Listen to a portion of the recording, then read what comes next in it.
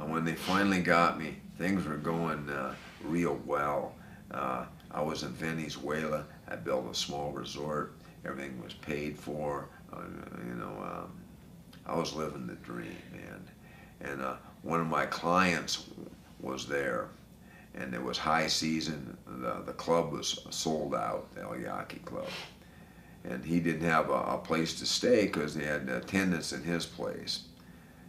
And I was walking out of the restaurant, and I looked out into the street that I'd built, and there was like three Suburbans, and these are blindado, like dark glass windows, bulletproof, man.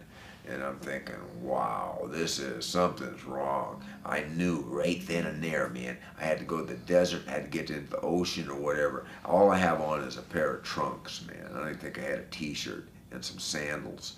And I'm thinking, hey, I got a bolt. This isn't right because this is a beach town, and you don't see vehicles like that around. And that says Federale, a cop all over it, man. Before I could even move, I look over here at these tables, and there's these big goon-like people dressed in slacks, man, and nice shirts. And they jumped up and tackled me, man. And all these pistols are going to my head. I get a black bag put over that I can kind of see, through it when they pull it all the way down. I'm getting like, a foggy vision, man. And I'm trying to scream at my wife, man. I'm getting kidnapped, man. I'm getting kidnapped. But they had me choked down so much, man. I couldn't talk.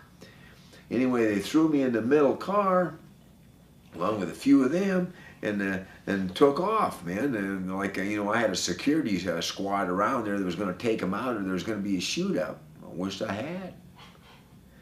Anyway, and we were at the end of the road there in a place called Playa El Yaqui. And there was a police station there that dropped like a iron bar, a steel pole across the road that stop you, revise you if you didn't look like a bandit, or they let you in or out.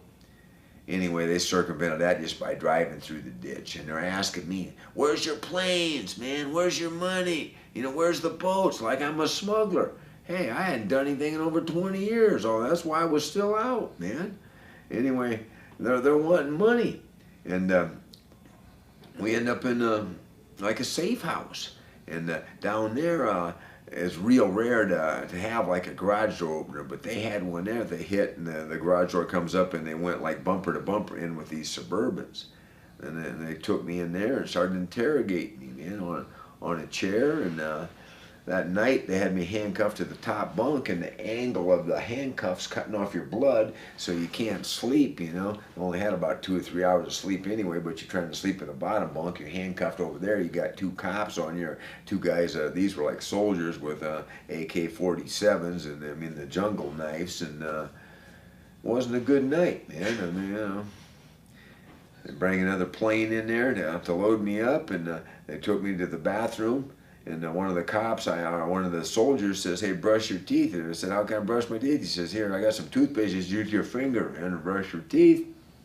Loaded me up on a plane, sent me to Caracas. Had me in a jail or a safe house prison-like place where a lot of high political prisoners were held. And before it's over with, I couldn't get a hold of anybody. They wouldn't give me any phone calls. I couldn't get a hold of a lawyer. Couldn't get a hold of my wife. Couldn't get a hold of anybody. I ended up in Miami. Hasn't been the same since. I just got out. Cool. There goes 10 years, decade.